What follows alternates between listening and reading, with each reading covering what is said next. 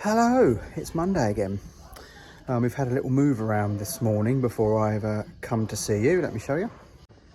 The Vectra is off the ramp and pulled the caravan out so I could get the tractor out because that's going this week. So then I needed to obviously put the caravan and the Vectra back in and the tractor back in. So that's in here. Then in here, we've got the X-Type on the lift, ready to basically just so it's there ready to go. Obviously I'm going to advertise some bits on the owners club this afternoon. I've brought the Mini in because the new Carb has arrived, so we're going to fit that. And then yeah, I don't know, I've got to get the DPF off of this and the cat in case it's worth anything, and then just see what I can get for the rest of it really. As I say, I got it for scrap value, well, in exchange for ZR parts, so I'm not looking to make a fortune on it, but just as long as I can cover my costs and get a free interior, I'll be happy. So yeah, so let's get the Carb back on the Mini. Let me show you how it came back from Glenn, who restored it. There we go. Here it is back from Glenn. Nice and clean, all refurbished and hopefully doing well. We've got this bit in here. Can't remember where it come from, but I'm sure it'll be obvious. And there's something in here, I don't know what it is.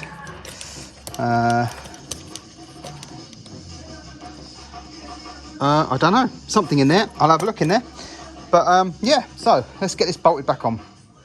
Right, so before I do the Mini, I'm actually going to get the ECU changed in the MGF. I don't know if it is 5-AS locked, as in the ECU is linked to the alarm box, but I've got both out the ZR. So I'm just going to change the ECU over, see if it will start and run. If it does, then we know we haven't got to change the 5-AS. If it doesn't run, then we know we've got to change the box, which is up under the dashboard. So let's quickly disconnect the battery and then whip this ECU out. Right, ECU is changed, so let's see whether it's a deimmobilised ECU or not. I don't think it is, but we'll see.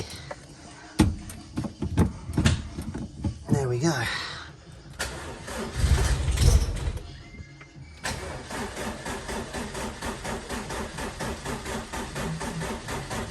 No, see, that won't start. Right, let's change the 5-AS box.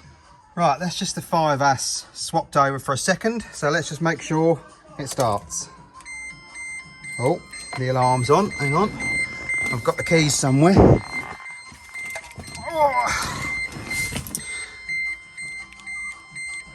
They are, immobiliser off. And it runs.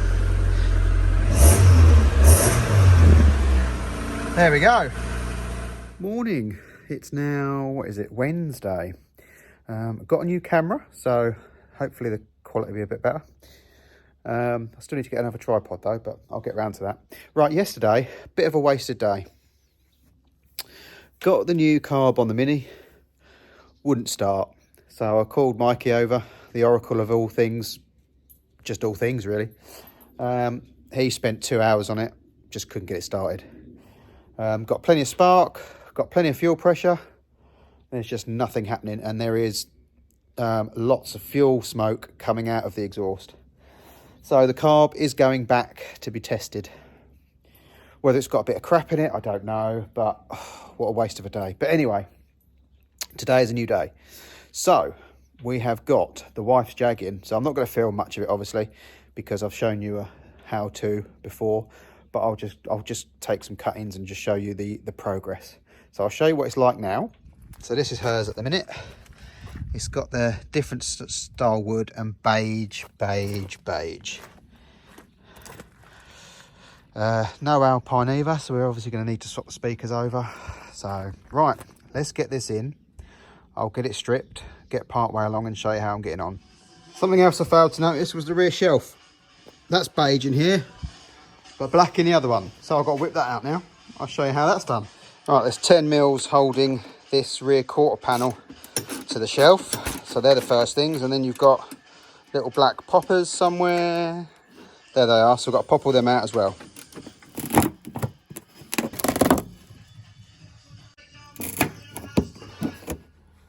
Got to pop these seatbelt covers out as well, because they're just clipped in, he says. There you go, like that. But we are going to have to undo the seat belt to be able to get it through the hole once it comes out. These covers need to come off as well. There we go, and with the seat belts pushed through, it does just pull out. There is a clip at the back there, which goes into, I don't know if you can see through the glass, goes into that bit there. We need to see if we've got the speakers in the other car. I don't think we have, so we'll have all that out as well. See where the loom goes, etc. And we'll try and implement them. Okay, I pulled the loom because obviously the subwoofers on the shelf went back into the main loom. So I've pulled all the main loom out. I've just got to get it from both doors. Goes across under the middle to both doors.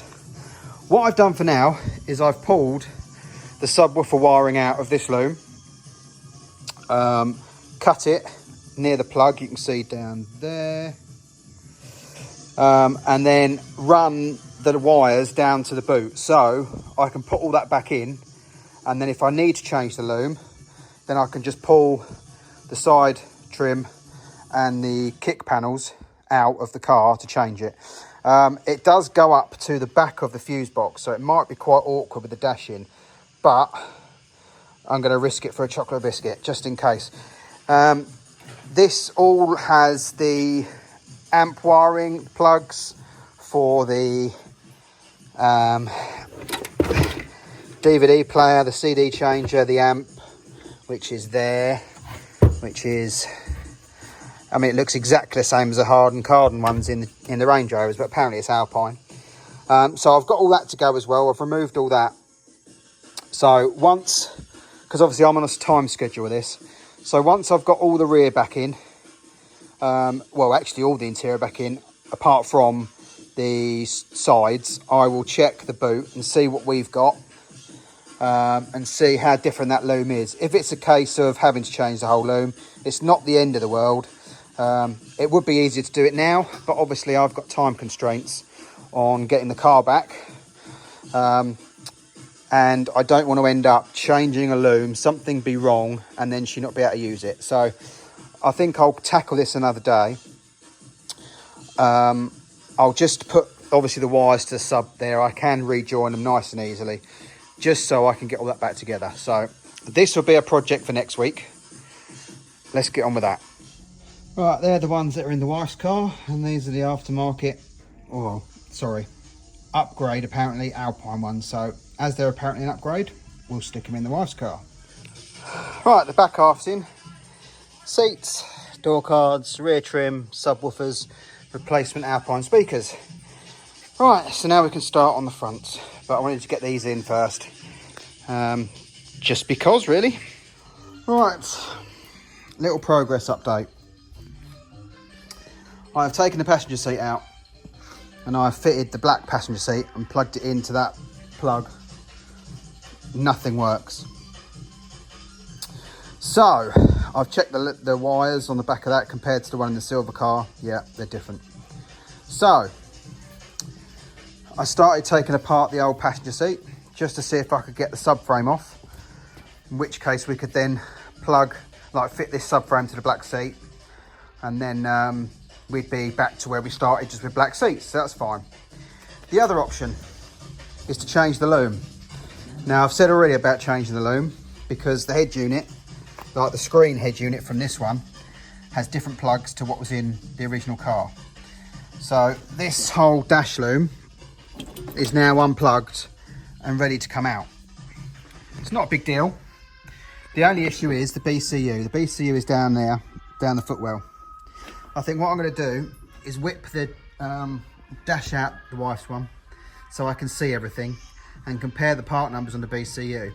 If they're the same, then I will probably fit this loom into her car in the hope that everything fits as it should do.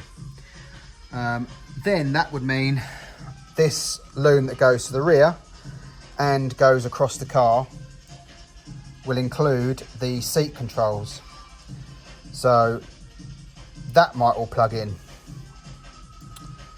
I don't want to change the BCU because that'll probably change the clocks, that'll probably change the keys, etc. And I don't really want to be getting into all that. So I'll have to see whether the BCU is the same part number. So I think what I need to do now is get the dash out and compare what's behind. Otherwise it will be the new dash going back in with the old radio and changing the subframes on the seats.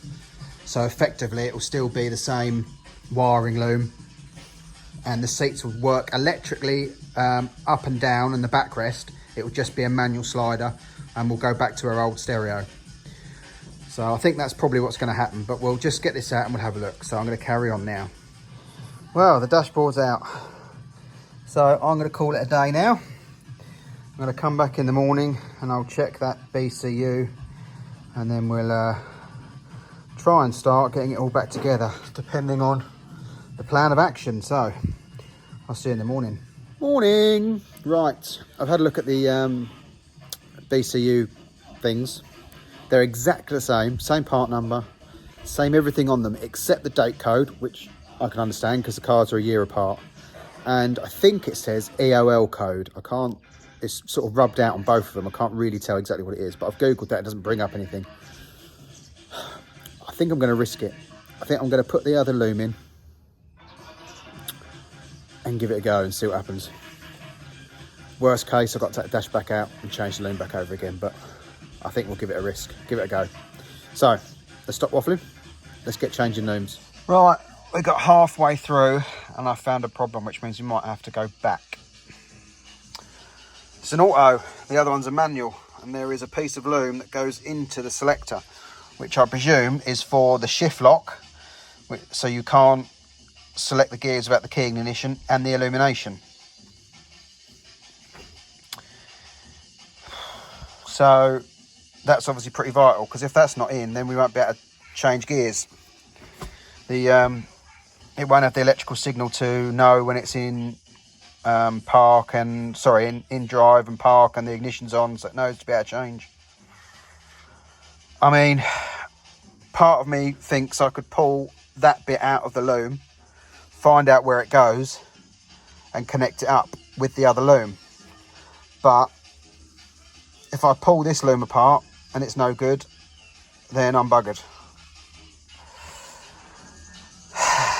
Damn. So I'm thinking I'll have to go back to the original loom, use the old head unit. Maybe I might be able to use this donor loom and pull the head unit wiring out, and then go that way as opposed to playing with the car loom. I mean, it's one plug compared to loads of plugs, but therefore when this gets to the fuse box end, is it going to be different? Yeah, bugger. I'm going to have a quick Google, but I think if that's part of this loom, I'm going to have to go back and, as I say, dig out the head unit loom from the other donor loom and try and put that in, as opposed to messing with the car's original one. Damn, that's an hour I won't get back. Okay, so we're mostly back together. I've had to put the old gear selector surround in. I'll look for a matching one online, and then that can come off and be sold with the rest of the bits. I'm not doing the seats and the door cards until, well, I'm not doing the door cards till last. I'm now doing the seats. But because of the loom swap not happening, I've dismantled that one. I think I've already shown you that yesterday. And I'm now currently taking the black one apart. That's got so many more motors and stuff. I think it's even got lumbar support, etc. So we're just gonna have to go with the basic one for now and hope, well, I'm hoping this is all gonna fit. I don't know yet. The black surround is different for the buttons, so I'm gonna have to paint the beige one black to put it back on. So right, I'm gonna carry on taking this apart. Wish me luck. Right, we're getting there. Everything's back in. It is now just the door cards to do and the trims on the side of the seats. The original ones, or the black ones, should I say, that have the multi-function setup are massive, completely different. So what I'm going to have to do is just give these ones a quick spray paint, I think, and put them back on. So I'll rub them down in the morning, chuck some paint on them, and then tomorrow afternoon they should be ready to go in. So I think we're almost there. Well, good morning. You join me from the Saab. which means one thing: the Jag has been returned to its owner. So the wife has her Jag back with the new interior. I forgot to put the driver's side Alpine speaker in, so I've got to have the door card off again at some point and put that in. I'm going to need to buy some new clips because they break. And yeah, while I had a couple of hours after she picked the car up, I stripped the silver one of its brakes because they looked very new. So I kept the brakes and the calipers so we can use them if we need to. And I pulled out that full loom. So the loom is out ready for me to go through and work out whether I can integrate the touchscreen head unit. So that was Friday afternoon. I am waiting for my friends to arrive and we are off to Shedfest. So Auto Alex's show. So we've got tickets for that. So we're heading up there shortly. And one little thing to add to the end of this video. Now, since 1992, when I was a mere 10 years old, Ford released the Ford Escort RS Cosworth. That has been my dream car since the age of 10, for the last 32 years. I had the opportunity to buy a couple back in the day, but they were quite expensive then. But obviously nowhere near as expensive as they are now. So I've definitely missed the boat on that. I've driven one. One of my friends, Dave, has one. I've driven it. They say never meet your heroes. Well, it wasn't fast, but my God, did it look good. So I'm now thinking, is it time to build a rep? Now, I know what you're going to say. Reps are terrible, you know, they're not the real thing. No, they're not. But I've been chatted to Defbox Dan, aka Boosted 2000, who has a fantastic replica. I'll link his YouTube here and his Instagram, etc. I've been chatting to him about it. He's put me in touch with someone who makes the kits, and they're apparently the best on the market. So I think I'm going to be on the lookout for a Mark V 3-door shell. I found one. The guy has started restoring it, and it's supposed to be in quite good shape. So, what do we think, people? Do we think reps are not cool? Do we think reps, if you can't afford the real thing, are cool? What's your opinion? Should I do it? Now the Defender's nearly done. I know I've got the Range Rover Classic to build. I know I've got the original Discovery 1 to build. I know I've still got the BRM to reshell.